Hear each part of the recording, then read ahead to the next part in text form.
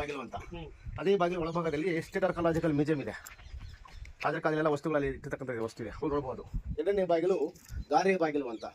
ಗಾರೆ ಅಂದರೆ ಸುಣ್ಣ ಮರಳು ಮಾಡಿದ ಜಾಗ ಗಾರೆ ಬಾಗಿಲಿದೆ. ಈ ಟಿಕೆಟ್ ತಗೊಂಡು ಎಂಟ್ರಿ ಆಗಿದೆ ನೋಡಿ, ಅದು ಮೂರನೇ ಬಾಗಿಲು, ಕಾಮನ ಬಾಗಿಲು ಅಂತ. ಕಾಮನ ಬಾಗಿಲು ಅಂದ್ರೆ ರಾಜನ ಸರ್ನೇಮ್ಸ್ ಬಡಗ ಇದೆಯಲ್ಲ, ಕಾಮಗೇತಿ ವಸಸ್ತ್ರವರು, ಅದಕ್ಕೆ ಅವ್ರು ಬಡಗೆ ಸೇರಿದ್ದಾರೆ ಕಾಮನ ಬಾಗಿಲು ಅಂತ. ಒಂದು ಗೋಡೆ ಮೇಲೆ ದೊಡ್ಡ ಹಾವಿನ ಚಿತ್ರ ನೋಡಿದ್ರ, ಹಾವಿನ ಚಿತ್ರ ಮಾಡಿದ್ರೆ ಹಾವಿನ ರೀತಿ ಒಂದು ದಾರಿ ಪ್ರವೇಶ ಇದೆ. ಶತ್ರುಗಳು ಆನೆಗಳಿಂದ, ಕುದುರೆಗಳಿಂದ, ಮರದಿಮ್ಮಗಳಿಂದ ಓಡಿ ಬರುವಂತ ಸ್ಪೀಡ್ ಪಾಯಿಂಟ್ ಕಮಾನಕ್ಕೆ ಅದಕ್ಕೆ ಎಲ್ ಶೇಪ್ ಕೊಟ್ಟಿದ್ದಾರೆ. ಅದು ಮೂರನೇ ಬಾಗಿಲು ಕಾಮನ ಬಾಗಿಲು ಅಂತಾರೆ.